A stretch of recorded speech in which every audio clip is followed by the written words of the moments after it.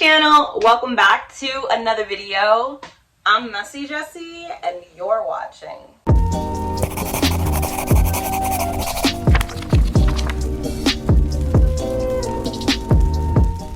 Yo, I cannot believe that it is already March. Spring is peeking its little head out of its shell here in Minnesota. We have endured a beautiful week of beautiful spring weather, so fingers crossed that that continues. I'm really excited to be bringing to you my March TBR with my TBR cards. This is a card game that I created to help me select my books with creativity while also keeping inclusion and diversity in mind. But before we get into my TBR with my TBR cards, I want to give a big shout out to the sponsor of today's video, Book of the Month. Book of the Month celebrates both emerging and established authors and goes through the hottest titles, releasing books of incredible promise as well as quality, and they take 5 of those books, and on the first of every single month, subscribers can search through the 5 offered picks and select one of those books to be mailed to them right to their doorstep in a nice blue box. They always offer books that I'm really geeked about, and I've discovered some of my favorite reads through them. I want to show y'all the books that they are offering this month for their March subscription. We have What's Mine and Yours. This is a title I'm extremely excited about. It centers a community in North Carolina where an initiative is launched to kind of desegregate the schools. Black students are being bused into classically white communities to attend school, and it's about the tensions that arise between families and students as a result of this. We have Too Good to Be True, which is a psychological thriller. The first 2 perspectives are from a married couple who has fallen on desperate financial times, and so the husband comes up with a brilliant scheme to seduce a young, very vulnerable woman who lives with OCD and is grieving the loss of her mother out of her inheritance. We have In a Book Club Far Away, which tells the story of 3 army wives who bond through their book club. But when a betrayal tears these 3 friends apart, they come together 8 years later when one of them reaches out to the other 2 and asks for help because she's having an emergency surgery and she needs help caring for her daughter. We also have The Lost Apothecary, which is a historical fiction novel taking place in the 1800s, centering a mysterious apothecary and an even mysterious individual named Nella, who offers disguised potions to women in the store for them to use against controlling and abusive men in their lives. And finally, we have the revival of Opal and Nev, which is a 70s book centering a young Black female musician who is coming of age in Detroit when she meets a glamorous singer-songwriter from the United Kingdom, and they begin working together. And those are the 5 selections for Book of the Month. Book of the Month is amazing because you can skip a month at absolutely no cost to you or penalties. The subscription box is normally $14.99, but if you use the code BOOKBUD, you can get your first box for only $9.99, which is a great steal. As you can see, these are very beautiful hardcovers. They are all stamped with Book of the Month editions. They retail on average for $27, so this subscription box is a great, fantastic way to get new release hardcovers at a rate that you just can't get anywhere else. Now, let's get into the TBR for this month. I am so excited to be playing Jessie's deck of TBR. I'm going to be taking it easy on myself this month and only rolling 1 die because, as y'all know, last month was Blackathon and it was a lot. I read a lot of books, I was co-hosting the readathon, and I just had a lot to do. So this month I just want a little bit of an easier reading month, so I'm only going to be rolling 1 dice instead of my usual 2. So without further ado, let's get into it.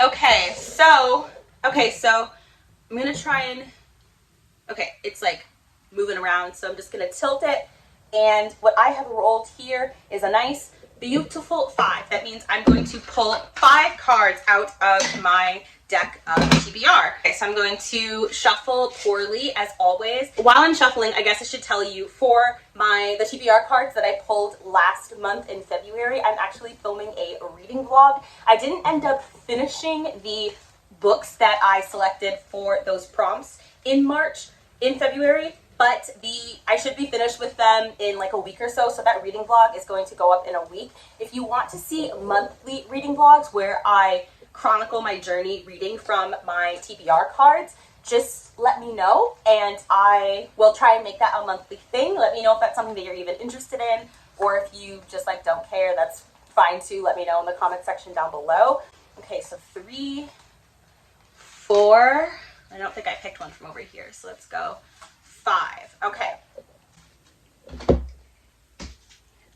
So I have got my 5 cards. I'm going to let y'all take a little peek, and I'm going to put them behind me and just start pulling. Okay, so the first card that I have here, this is the Thunderbird Woman Reads card. Read a book by an Indigenous author. I will leave her Instagram and YouTube linked down below, but Danny is a friend of mine. She is amazing and just has amazing book reviews and recommendations, and I'm so glad that this card is named after her in her honor and in her glory. So, a book by an Indigenous author. I have, ooh, maybe I could do book by an Indigenous author.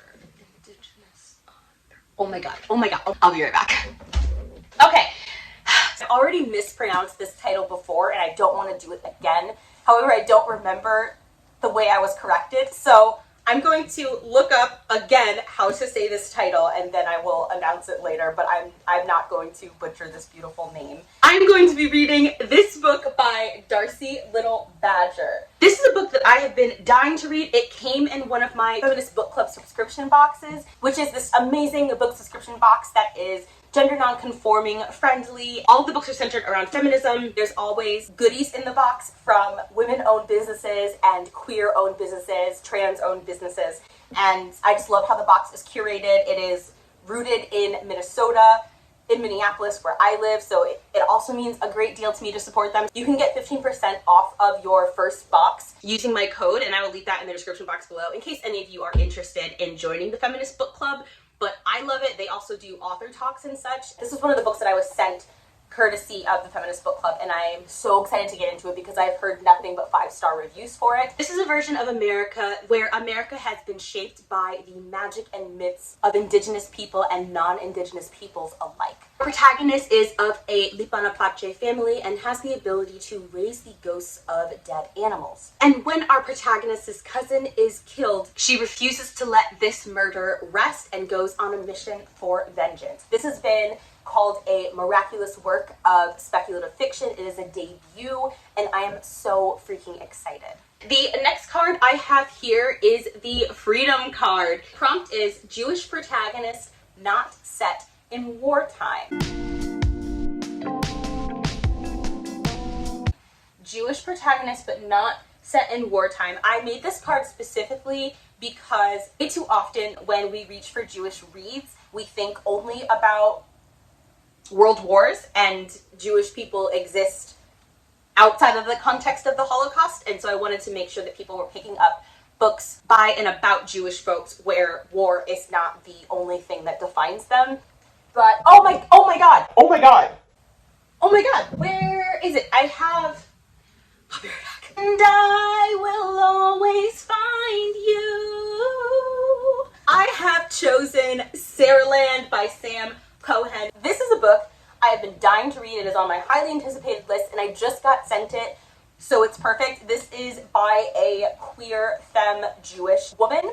So excited, and it talks about a group of friends who are all named Sarah. They all are Jewish and they are attending college, and it's about their lives. Kind of think of this as the Heathers, but everybody's Jewish. That's the way I read like the first chapter, and that's definitely the vibe. It is gritty, it's dark, it's comical, it's sexual, it's real. It talks a lot. It's supposed to talk a lot about identity politics and about the diversity that exists within Jewish peoples, because Jewish folks so often are treated as a monolith, and so this is about Jewish modern identity. All right, 3 cards left. This card is the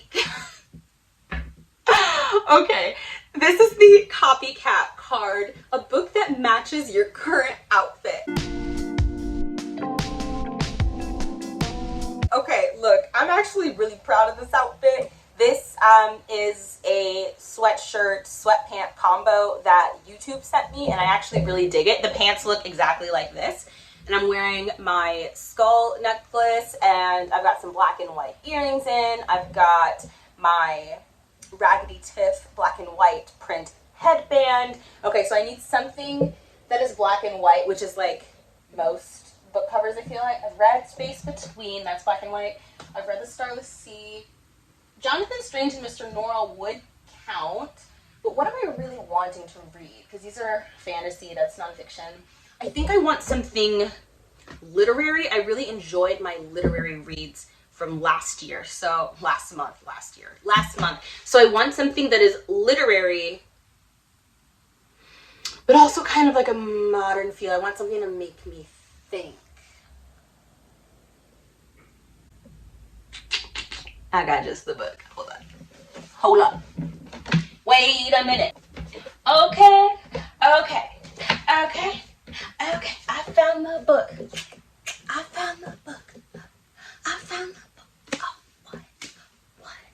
what? Please don't unsubscribe.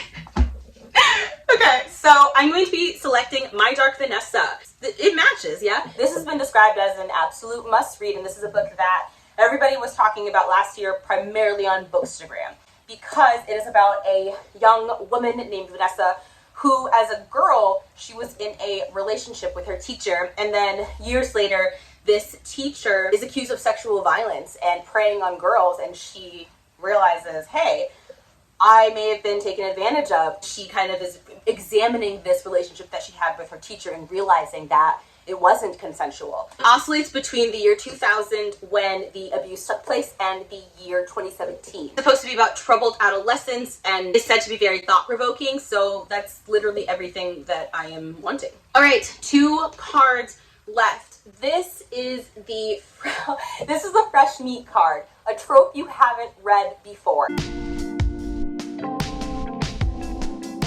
This card is going to be challenging for a lot of people because you're like, okay, how am I going to know if the book has a trope that I haven't read if you haven't read it yet? And I think you can bend this one a little bit. I think you can also go with a genre you haven't read, or a type of story you haven't read, or a decade or a time period you haven't read from. I don't think it just has to like specifically be a trope. I'm going to be selecting Hamnet, which is a novel about the plague, set in 1580, I believe. Okay, I haven't read a book about the plague since I was in like elementary school or middle school, and I read that book called, I think it was called Fever. Let me know if you read that book. So let's go with a plague. That's going to be a trope that I haven't read before, especially an adult novel centering like the Black Death. I don't actually know what this is about. I've just seen it going around on literary bookstagram, and I'm very interested in it, and I was recently sent a copy. So this is set in 1580, where the Black Death is creeping across the land.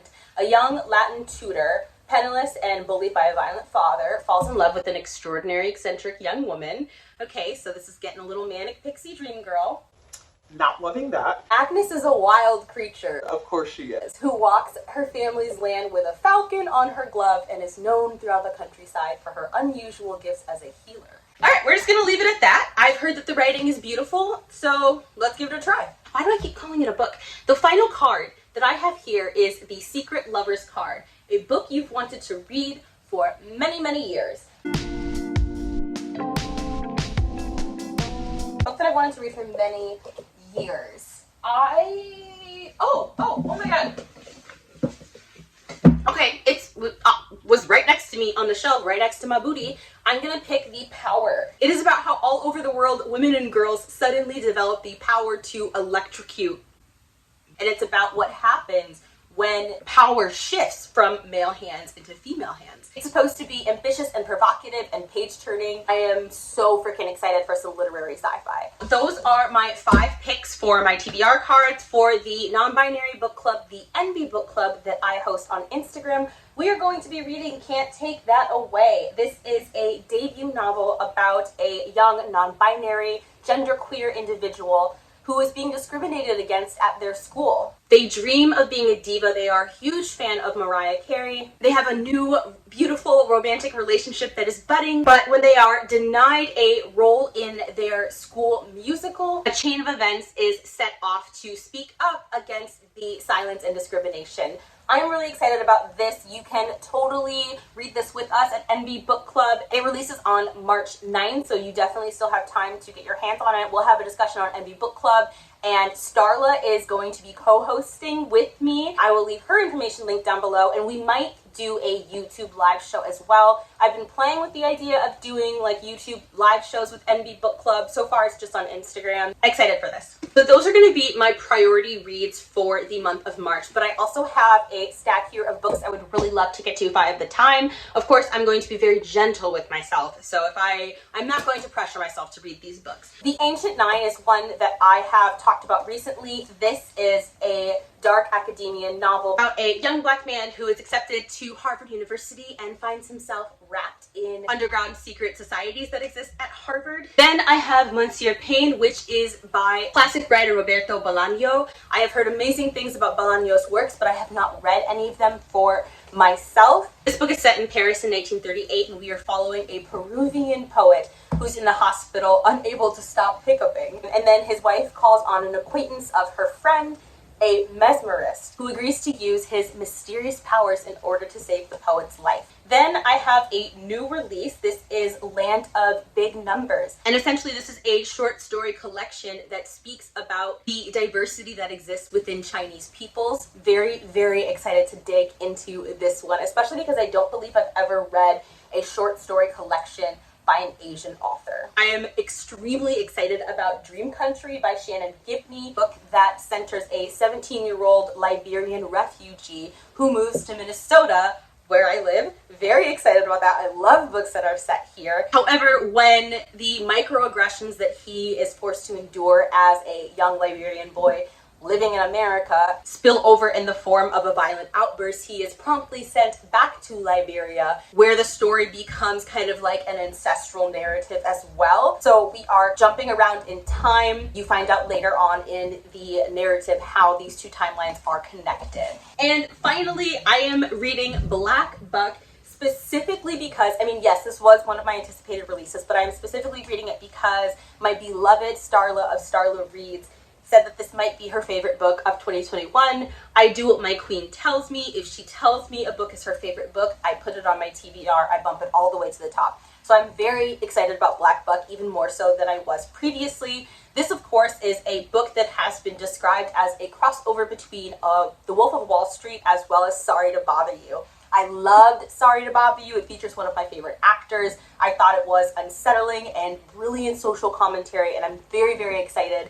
Yeah, LAKEY Stanfield, he is amazing, and just, I'm so glad that he's getting work. I think he's freaking incredible. This is a contemporary novel about an ambitious 22-year-old black man named Darren who gets a job at this cutthroat sales company, and in order to survive, he invents this other persona of himself that is called Buck. Now, of course, the word buck has very specific social connotations for black men. I'm really excited for the social commentary about this, and it's about the ways that corporate America changes individuals and what it means to be a young black man in that space. I am so excited about this. I honestly think, looking at this TBR, I wouldn't be surprised if I ended up giving all of these books 5 stars. Like, that's how much faith I have in this TBR. That's gonna do it for this video. If you are interested in Book of the Month, I have a link down below where you can check out the subscription. Don't forget that you can save yourself some monies by using the code BOOKBUD. I will leave that code linked down below. If you'd like more content from me, you can follow me on my Instagram, but all of my social media links will be linked in the description box below.